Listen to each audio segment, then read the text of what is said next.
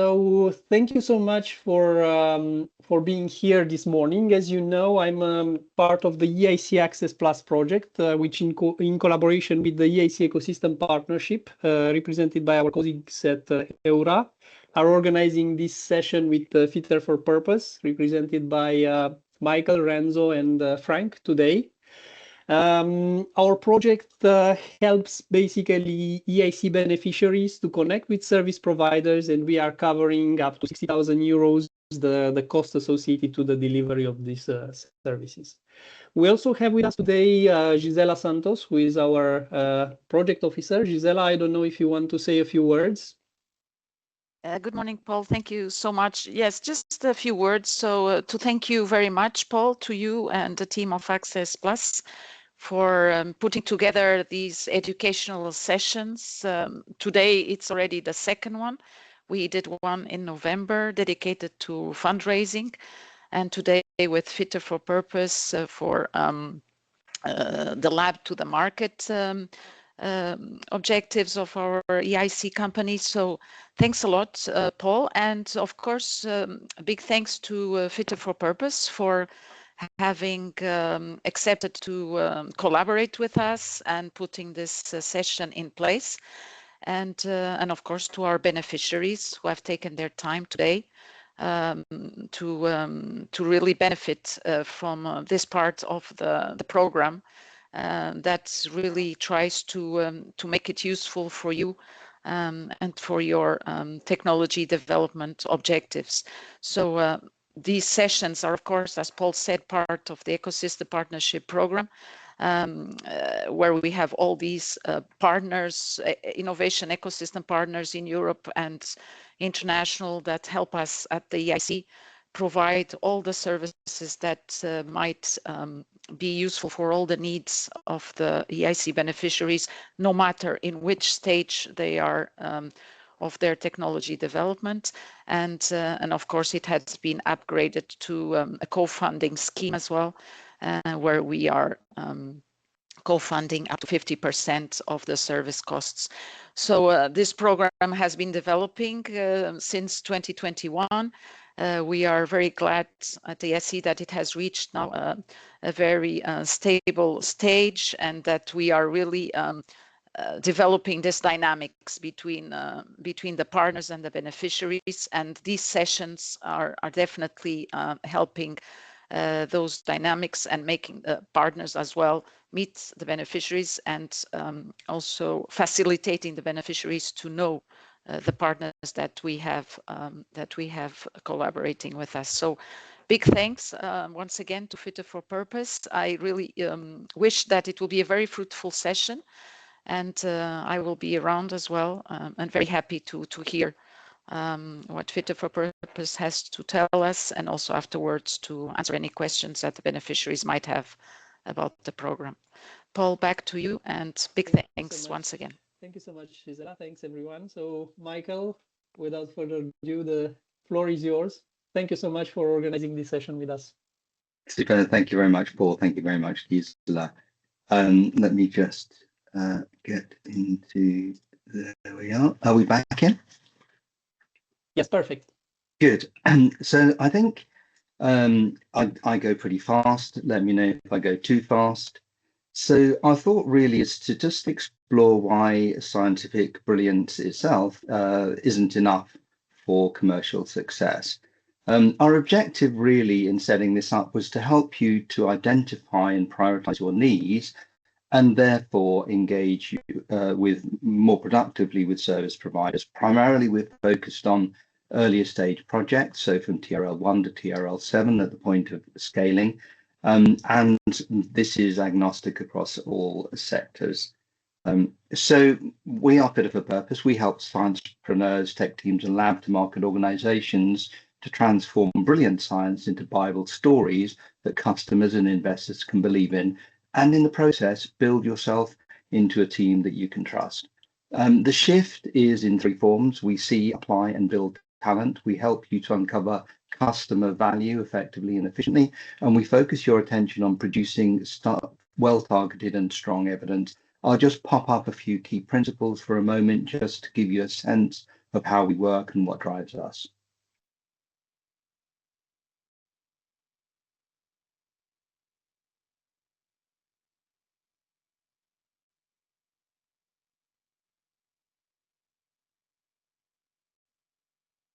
So as you can see, we're not principally about the science and the technology per se. I'm not a scientist. I'm not an engineer. I spent about 10 years in the business of research and development in South Africa, listening to brilliant scientists tell me about amazing things that they had discovered in the lab, and my brain always went fuzzy. So let's give it a little bit of context. So here we are. You have 60,000 euros available or accessed already through the program.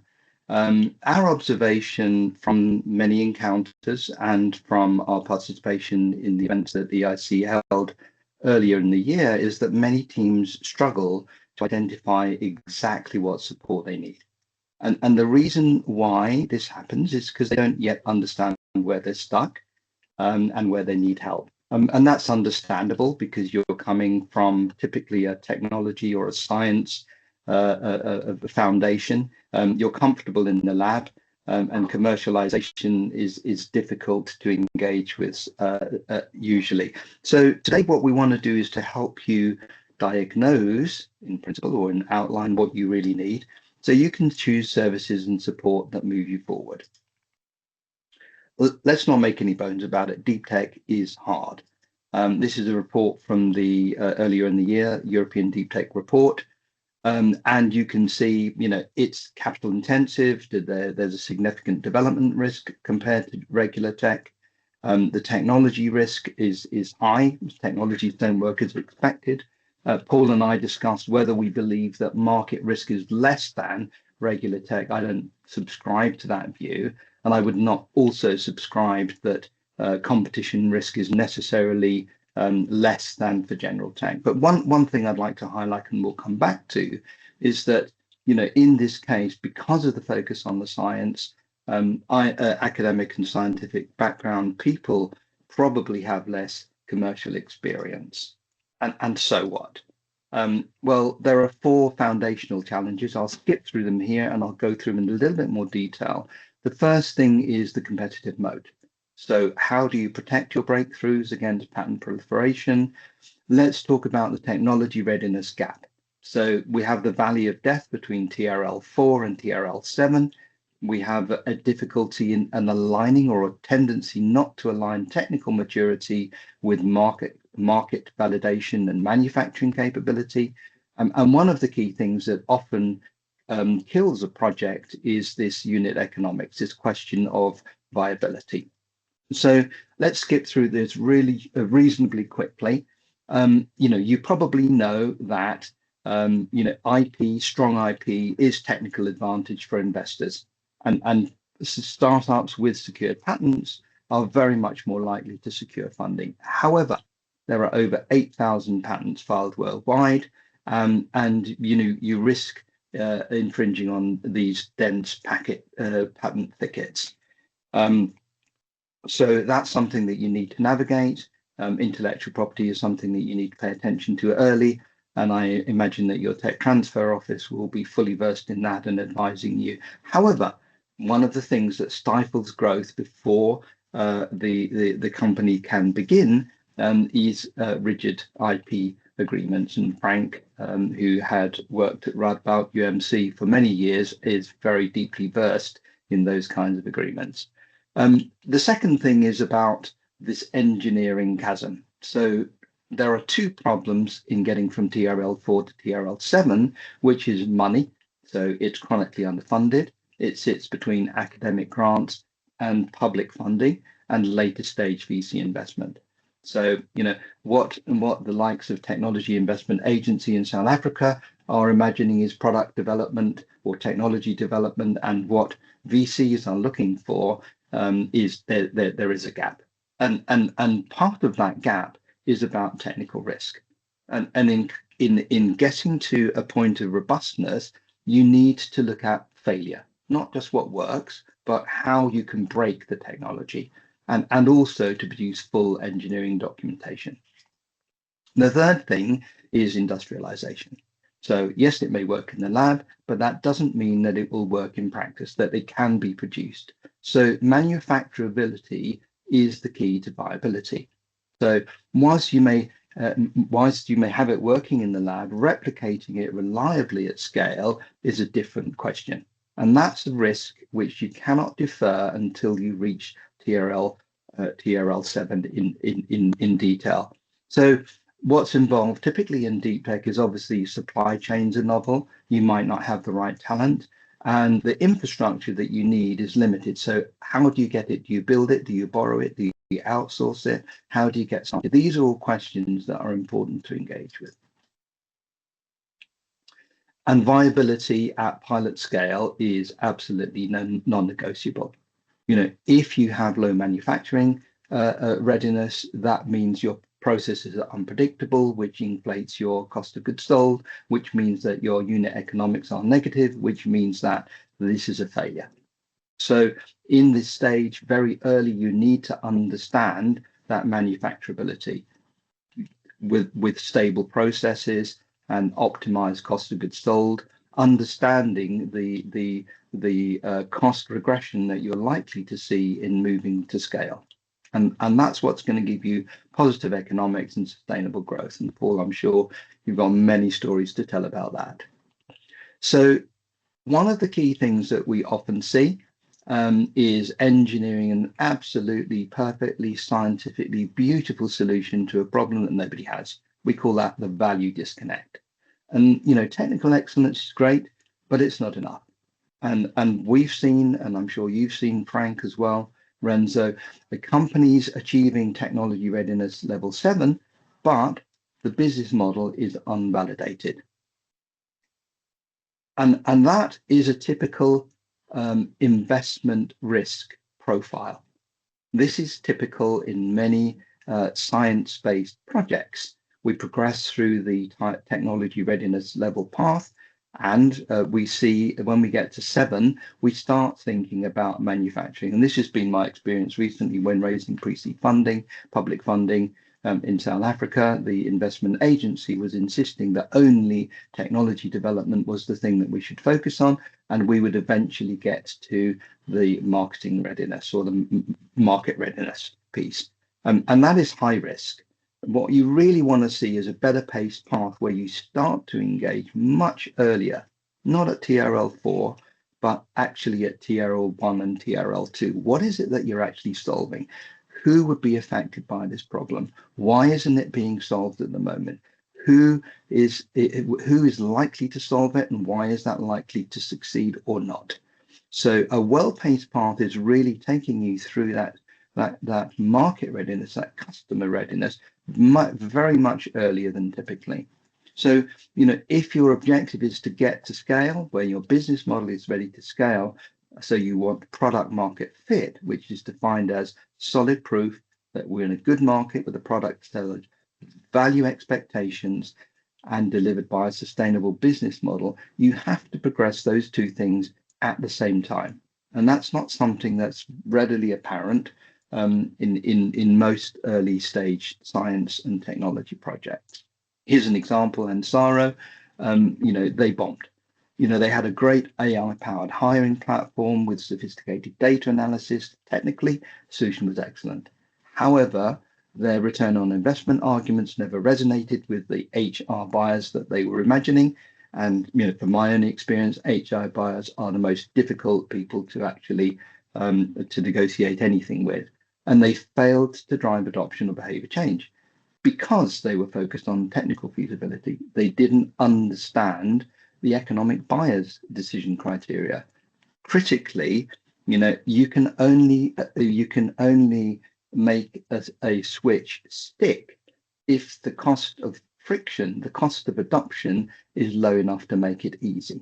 So this was a customer discovery failure, pure and simple. So, pop quiz. Who is already doing a great job at customer discovery? So what I'd like you to do is take your phones out, okay, and scan that code and give us a view in terms of how well you're doing at customer discovery already.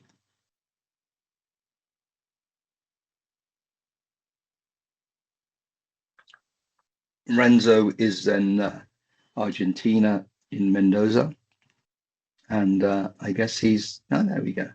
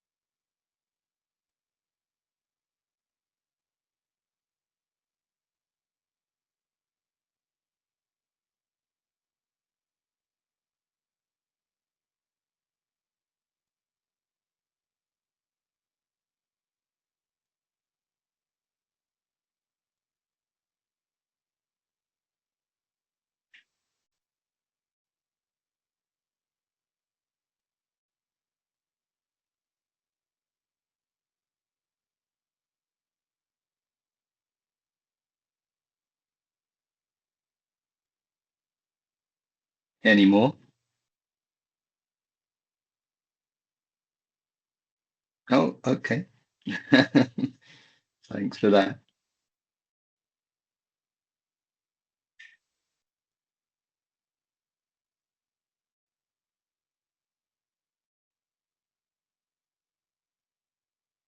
Okay.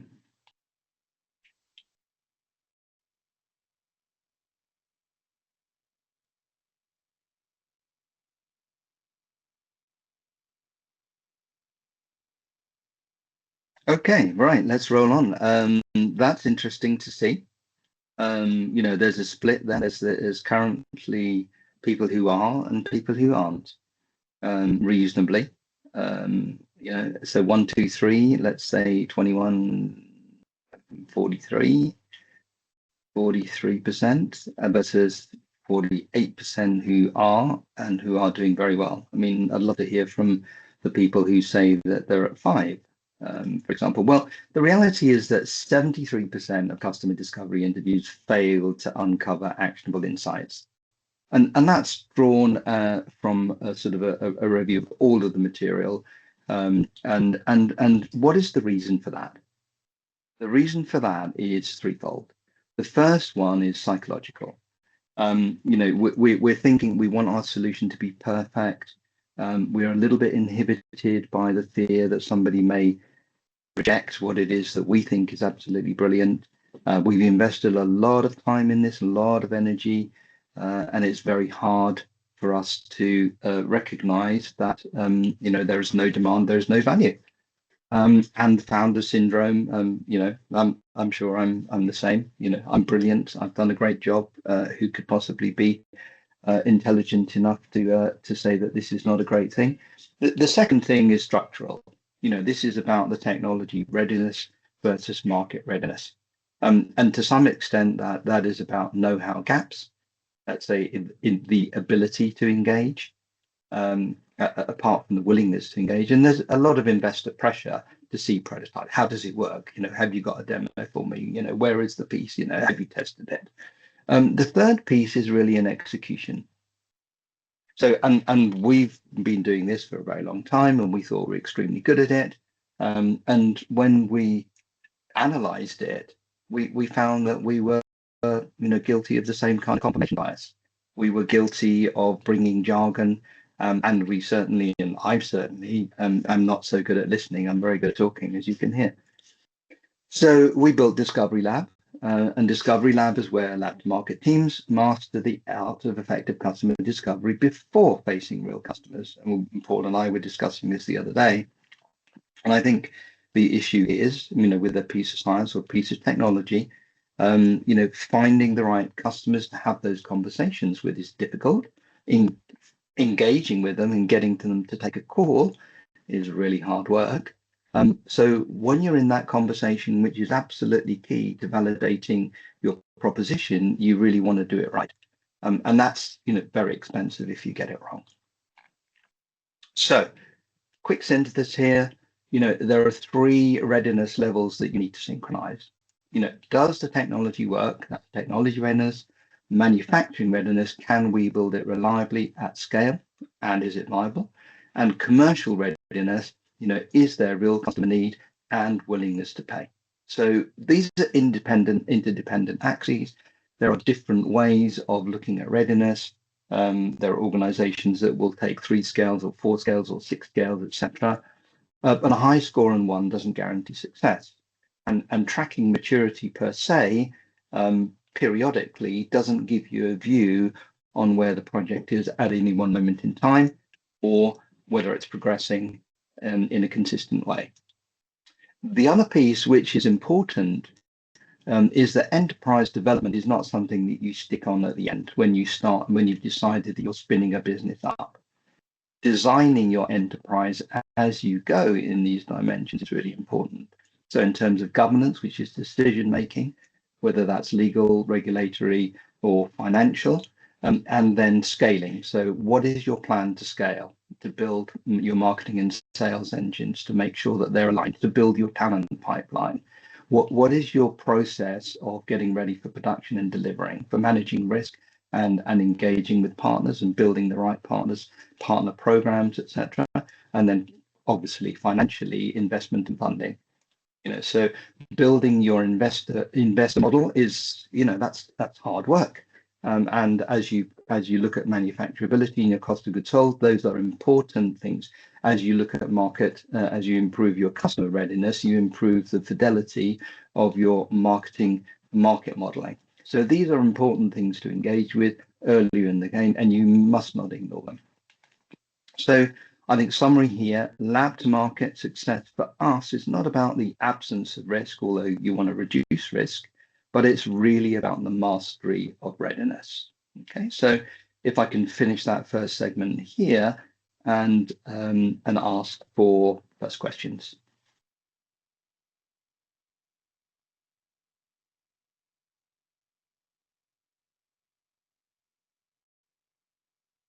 Do you have any questions for the moment with respect to what Michael presented up to now? Please share. Yes, Anna, please.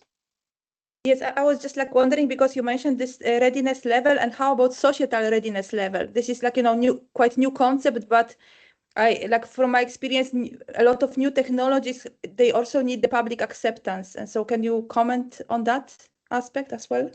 Sure. I mean, I think that for me, that falls under customer or stakeholder. So the stakeholder mapping, who would be affected by this, who is affected by this problem, that's important to understand. And then, the question is, how do I get that technology in? Who needs to accept it? What change does it represent? Who do I need to engage with first? How do I systematically engage with diffusion? Who do I start with? Who is going to promote it? So it's a normal technology diffusion model, but applied to a stakeholder ecosystem. So I think it is important to track. I think it's definitely a piece that is related to, it's encapsulated under customer readiness or market readiness, but I don't think it's typically had the attention that you're highlighting. Okay, and also, if I can make one more. So you mentioned deep tech, and how about deep science? Because those things are sometimes mess up, but the deep science, it needs a bit different approach than deep tech, because it's more it requires more time, and it's mainly about the developing of the products, not only technologies. So it relies also on the raw materials and so on. So can you comment also on the two aspects? Yeah, absolutely. I think under, you see that under manufacturability. So, what you're trying to do with deep science is engage with challenges, including in material science, and therefore, the technical risk, the development timescales, the capital intensity of those programs is analogous to deep tech. You're asking investors really to bet on a thesis. I mean, if you look at Activate or ARIA in the UK, they typically engage with problems in a very, let's say, well-framed way. What is it that we're trying to solve? How could we typically solve that? What are the solution spaces that seem promising? Within those solution spaces, which are pathways that feel or have been validated in some way to be, let's say, attractive. And within those, what are the particular technologies that we want to focus our attention on? And I think that framing of deep science, which creates a rationale around it and a reason for focusing attention and investment in it, is what sustains the patience of investors. Does that answer you reasonably? Yeah, I think it's like yes, thank you so much. Thank you.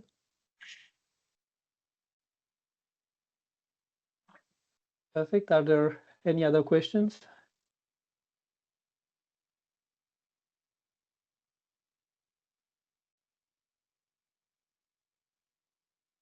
Great. Thanks a lot. So you'll see the material. I mean, these are not our pat answers. I think what we're seeking to do there is just to raise, some of the key questions, and some in the room may be more further advanced in terms of their technology readiness and starting to engage. Some people may be earlier in the journey and wondering how to get through the innovation woods. So why does brilliant science often get stuck in the lab? Because it happens. It gets stuck in the lab, and we talked about the brilliant strat, which is technical excellence, and breakthrough discoveries are not necessarily going to automatically translate into market success. And oftentimes there's something that gets lost between you when you explain your brilliant science, as I have had brilliant science explained to me. My brain went fuzzy, and that means that there's this gap, and this gap is really rooted in one fundamental truth. Investors and customers do not buy science. Like me, they do not care. They do not care how it works, what molecules work in which particular mysterious ways due to some incredible natural phenomenon. What they buy is a story they can believe in, and a team they can trust to deliver it. That's what they buy. So, what is a buyable story? On the left-hand side, you'll see dragons and castles and princesses and all kinds of very exciting stuff. And actually, I'll tell you a story myself. I used to read fairy stories every week when I was about 7, 8, 9 years old. I used to read books and books and books and books and books of them, and I know all of the stories and all of the plots. But a science story is not a fairy tale. Okay. The difference is that, unlike a fairy tale, customers and investors are not inclined to suspend their disbelief about magical things. They want to see reality. They want to see evidence. The key differentiator of a science story is proof. You need to bring evidence that your science actually works. And I think one of the things is really, we see in some of the geographies that we're working in, let's say, a disconnect, a silo between those who are in the lab and those who are commercializing. And those who are in the lab see that commercialization is somehow a sort of subsidiary thing to the science. And I'm sure that's not true for everybody in the room, but this is effectively the scientific method. So hypothesis, experiment, validation, applied to market commercialization. How do you create a buyable story? Something that investors and customers can believe in, step by step. So when we think about this, one way that we rationalize it is to think about that initiative journey as a progression through a series of decision points. So for us, a decision point is about investability. Investability, does the proposition merit a further investment of time and energy and attention and eventually money, investment? So we see a number of decision points. Is the idea worth discovering at all? Do we have a problem worth solving? Do we have problem solution fit between our technology and the needs and value of customers? Have we demonstrated through market traction and that we have a product that matches expectations, that can be delivered by a business model that is sustainable.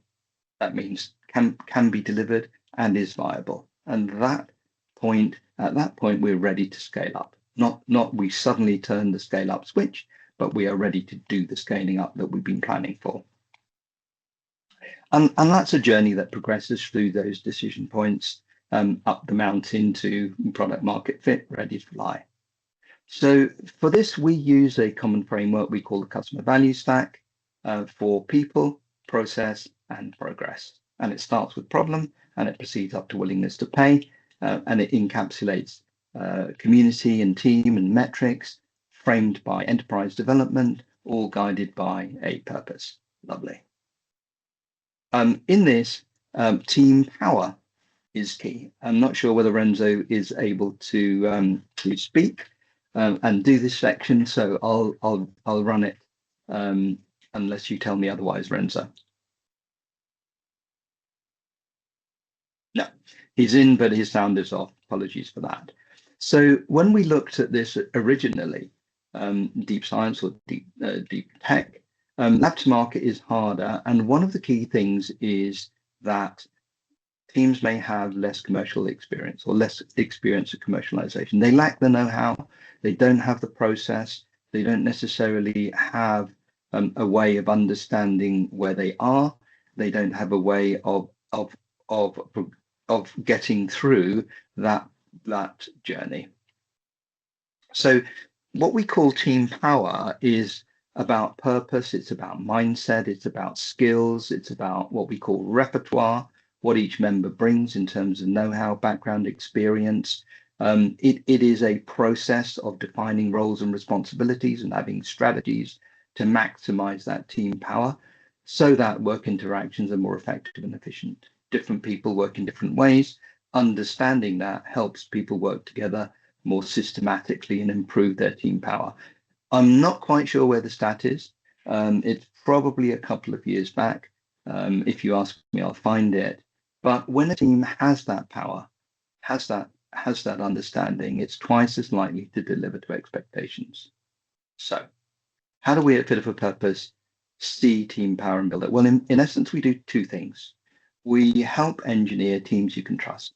So the first thing that we do is understand what each individual brings to the team, their why, their what, their how, their mindset, what they know about the process of transforming an idea into an investable proposition, how they work together, and how they operate, how they naturally behave when faced with decisions or solving problems. The second thing that we do, and importantly in parallel, is characterize where the initiative is up to now. So what is it actually covered? So if you look at this diagram, I'll explain it to you. We say investment decisions are made at the end of each maturity phase in terms of worth solving, problem solution fit, up to product market fit. And we look at it in two dimensions. One, doing the right thing, which is about purpose, problem, customer, market, solution, product, willingness to pay, up the customer value stack, and then doing the thing right. So what do we have in terms of team power? How are we engaged with communities? And I think that answers, speaks to your point earlier, Anna. And metrics, how are we measuring our progress in validating our proposition? So when we bring these two things together, well, I'm sorry about the line, we can see how fit the team is to progress the initiative successfully. So what do they have and what do they need? And so here you can see overlaid here, this team looks as if it has the capability in some aspects of this exploration, but not in all. It's not unusual for them to be less strong in customer and probably in willingness to pay and probably in terms of product. So at this point, the important thing is to see where your gaps are. So for this team, they might think about how do we engage better with discovery with our customers? How do we work our discovery piece better? How do we develop our business model and validate that and validate the key assumptions in that? And how do we, related to customer, establish willingness to pay? And that is some know-how that we are lacking. And the question might be, should we add another person? And if we add another person, what should they bring in terms of their confidence? Or if we need some know-how, you know, what support is it that we're specifically looking for? And then where could we get that? You know, is that a service? Is that a piece of knowledge that we can build ourselves? Once we see that, when we get to problem solution fit, we typically work with the team to get more alignment, to really optimize that team, to really start to build it. Because, as we said, investors and customers buy into a team they can trust. And showing what you have and showing that is sufficient to be able to deliver the promise of your science or your technology is absolutely key. The second thing that we do is to help those teams to build what we call buyable stories. We use our commit platform for that, and we act as guiding angels in that process. So let's just ask ourselves, or you can ask yourselves, how buyable is your story?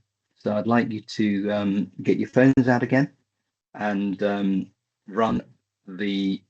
respond to the questions. There are 4 questions. So the first question, when you're there, is how quickly and accurately do you believe you could characterize the maturity of your initiative?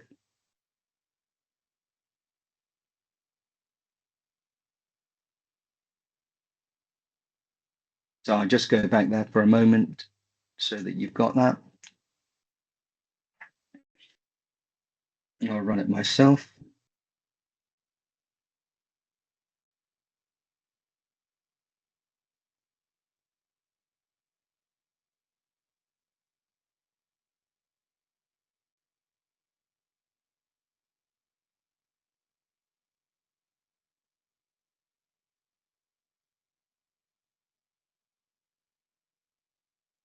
So the second question is, how sure are you that your solution, your technology, your way of solving the problem will win?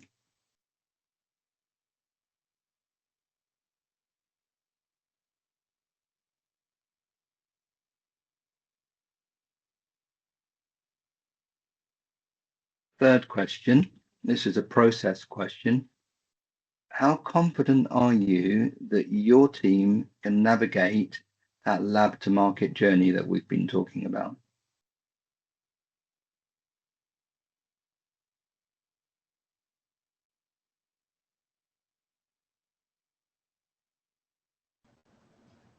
And the last question is, how confident are you that your current team can deliver the promise of the science and technology that you're working with?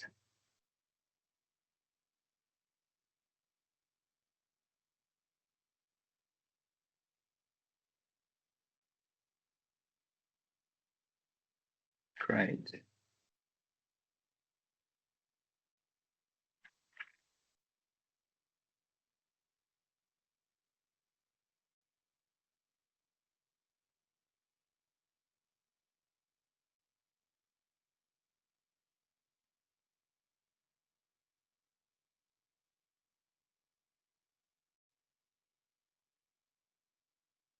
I just give another maybe 15 seconds or so for that.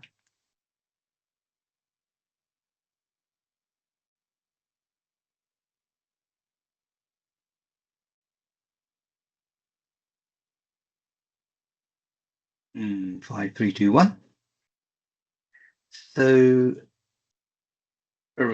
a quick request. We talked about discovery. You did a quick poll.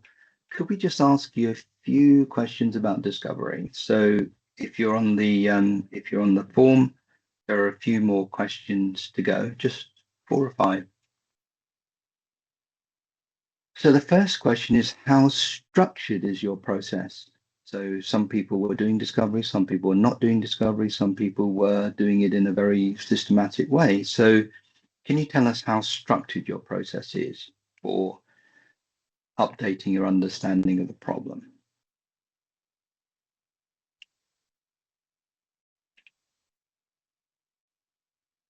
When you think about the last 3 months, say, who has been engaging with users, customers, stakeholders to understand the problem and the value of solving it?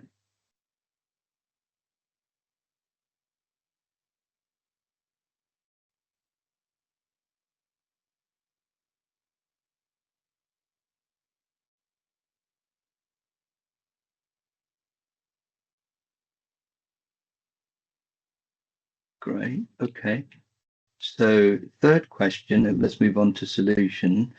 So when you test your solution, whether that's a prototype, a demo, or a pilot, who is directly involved in designing, running, and getting feedback from those experiments?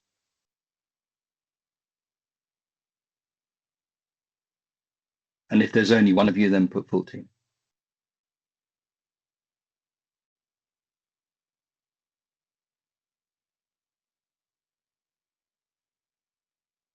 One more solution question.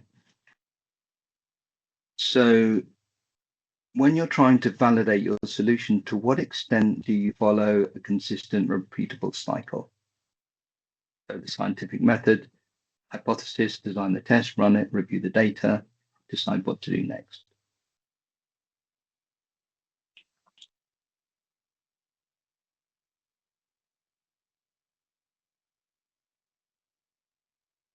And then just 2 questions left about people, the team. So why should investors trust you? So how regularly do you engage directly with the outside world and bring back insights to validate your proposition? Is that episodically, sporadically, or constantly?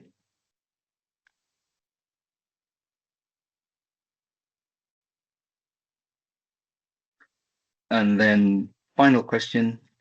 So this is about people again. So how well do you use the different strengths in the team to learn and from the outside world?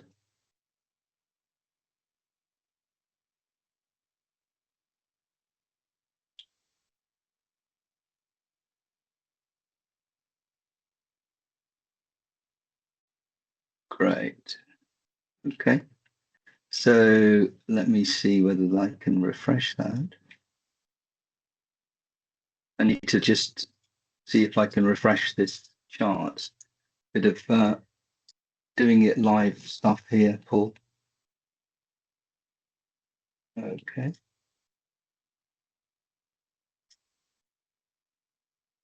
Okay. We can no longer see your screen. I know that's because I am just refreshing the poll live. Perfect. Thanks for that. Let me see if I can find it.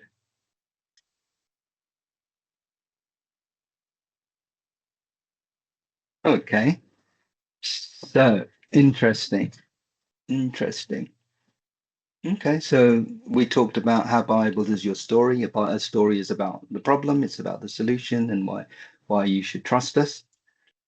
So we see some people here in terms of the problem 1, 2, okay, normal distribution, okay, and in terms of solution, why is what we have fantastic and unbelievable and definitely going to win. There's some fairly bullish people in the room here, and trust us, okay, is something. I can't see the screen, Michael. You can't see the screen? No. Paul, can you see? I think we went through this one. So how buyable is your story? So trust us. I was commenting on that. So discovery about discovery. Interesting. That's people think that they are doing a great job in discovery already. In terms of their progress, in terms of the process. And also in terms of who's doing it. I'm not sure whether that's how that reflects with your experience, Paul. So in essence, we say, lab to market success is not the absence of risk, but the mastery of readiness. So thanks very much for listening. We're fit for purpose.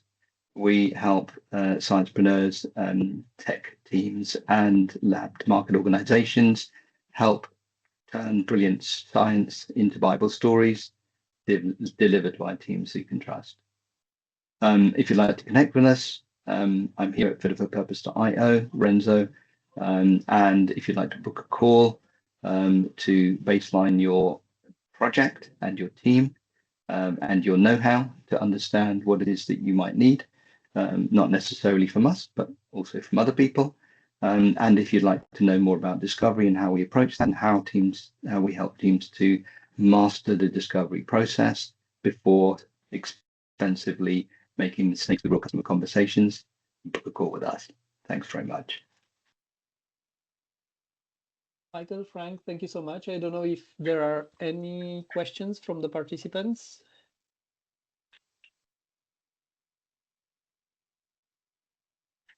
So if you want to share also the PDF and the video recording with the participants, please pass it over, Michael, and we will follow up with an email.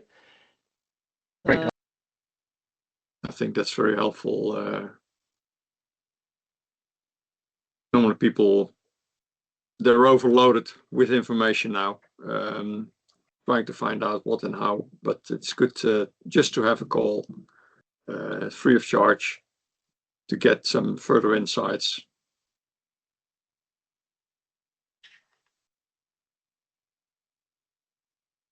Okay, thank you again so much. I don't know, yes, if Gisela, do you want to say any closing words? Thanks, Paul, and thanks, Michael. It was very, very interesting. At least for me, it was really useful to see how an organization like yours unveils this problematic of the lab to market development. So thank you very much for that. I hope our EIC awardees here present today also found it useful for them, and that they can eventually now digest indeed a lot all this information, and also engage eventually with you or other partners, experts in this specific approach to the market, and benefit from your expertise. So thanks a lot, Michael, for this session. Really useful, I think, and we will keep on this collaborations, and for our awardees, stay tuned. We have new sessions coming in 2026 with other thematics. So be attentive to our newsletters, LinkedIn, and other topics are coming, and Paul is there in the steering wheel, making them happen. So thanks a lot. Have a nice day, everyone. Thank you so much, Gisela.